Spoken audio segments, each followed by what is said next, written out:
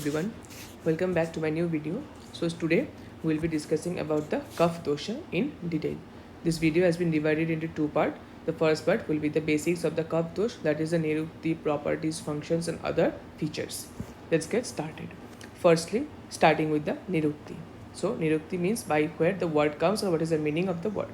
Thus, we get the reference as Kena Jalena Falati iti Kafaha.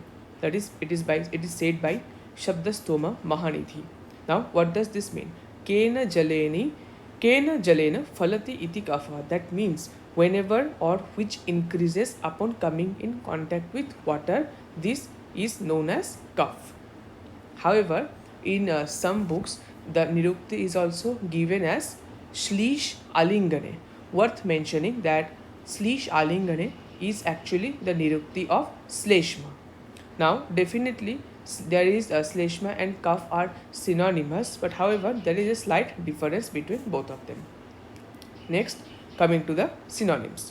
Definitely, as I've just mentioned that Sleshma is the synonyms of Kaf, or it is frequently used in replacement with the Kaf, and Balas. These two are the synonyms of Kapha Dosh. Next, coming to properties. Acharya Charak in Shutrasthan have listed the following properties in his verse. That is, Guru Shita Mridu Snigdham Madhura Sthira Pichilaha Slesh Manaha Prashamang Yanti Viparit Guner Gunaha. Now, what are the properties? The first line itself is a big word comprising of the various property, and if we do the sandhi of each of the word, we'll be getting the properties. Firstly, Guru means it will be heavy in nature, Sheet means it will be cold, Mridu it will be soft, Snigdha it will be unctuous, Madhur it will be sweetish in taste, Sthira it will be stable or static, and Pichillaha that means it will be slimy. These were the properties of the Kapha Dosh. However, Sleshmanaha, this was the property of the Kapha Dosh. However, the next line, that is the Prashamang Yanti Viparit Guner Gunaha. That means whenever some properties which are opposite to any of the properties that have been listed here leads to the vitiation of the Kapha Dosh. For example, since the Kapha is Guru in nature, it is Guru in nature, so when we will be applying something or have some food which is Laghu in nature, it will be acting as an antagonist to the functions and properties of Kapha Dosh. This is important, and this is not only applicable to Kapha Dosh, but it is applicable to all the Tridosha and other concepts as well. Next,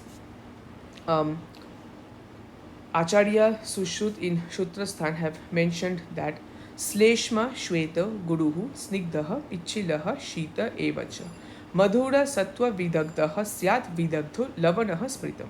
Actually, even Acharya Sushrut have also enlisted the similar properties of what Acharya Charak has explained, that is the Guru, Snigdha, Pichil, Sheet, Madhur. However, the term Shweta, the first word, that is the Shweta, that is Shwet means actually whitish in color, or it will possess the white color. This is an extra property as said by Acharya Sushrut. Another word in the last part of the verse, Vidagdaha Syad Vidagda Lavana, means it is actually implying that when Kapha Dosh is not properly formed, when not properly formed, it then tastes like lavana, and it also causes vidagdha, means burning sensation in the chest and associated regions. So these were the features said by Acharya Sushrut.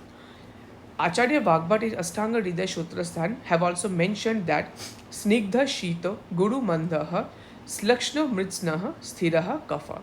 That means the properties of Kapha Dosh are Snigdha, Shita, Guru.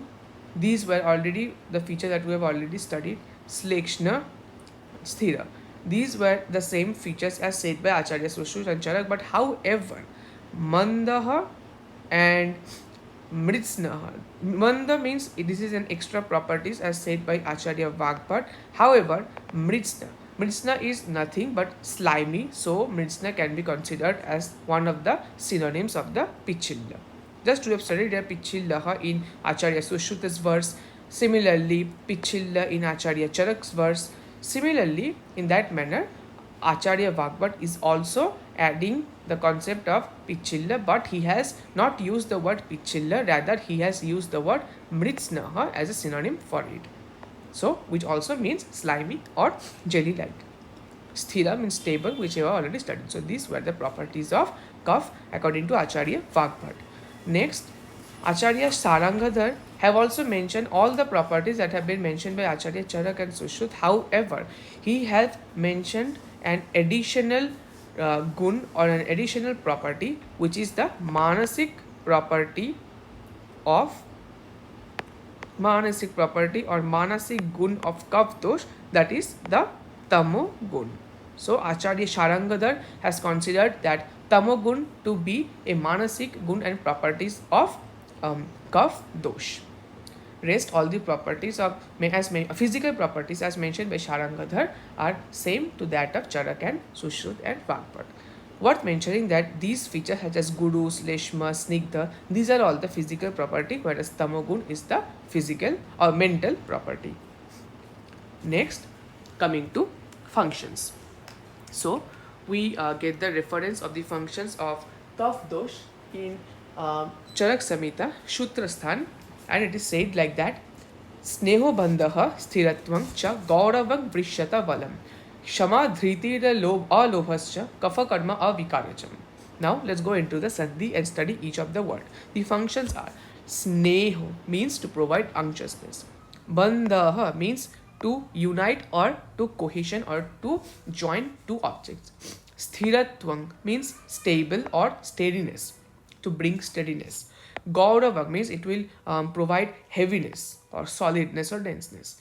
Then Vrishyata means it promotes the potency or it will bring virility. Balam, definitely it will bring strength.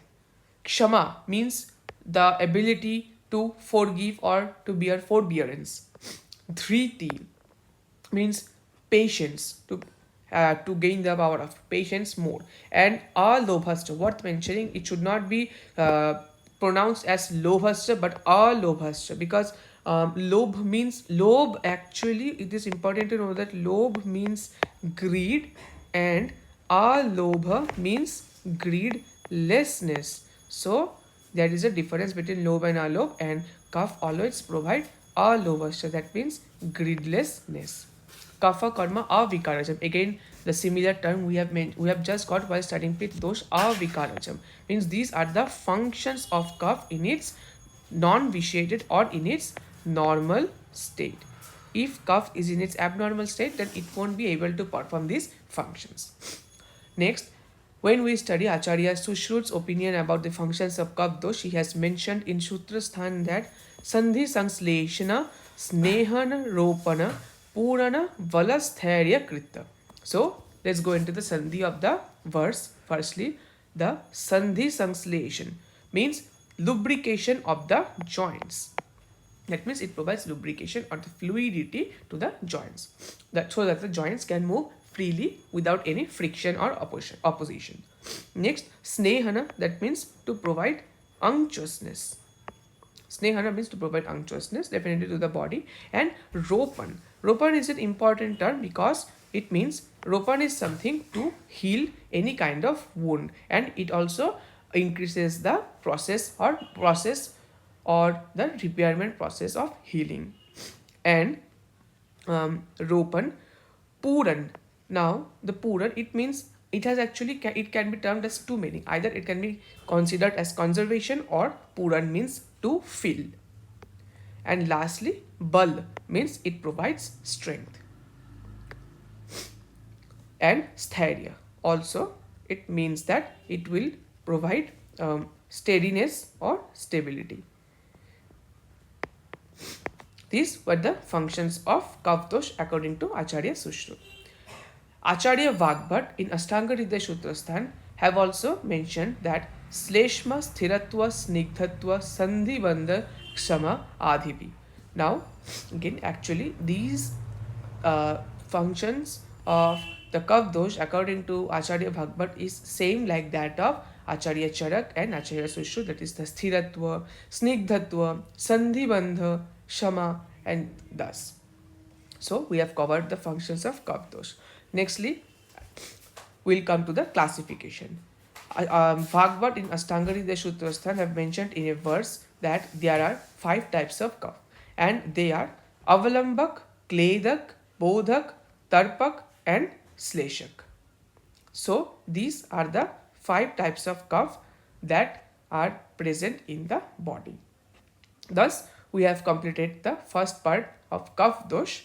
In the next part, we will be discussing about in details about the classification and description of the other kapha in detail. So, if you have any question, do let me down in the comment below, and please do like and share and subscribe to my YouTube channel for more videos.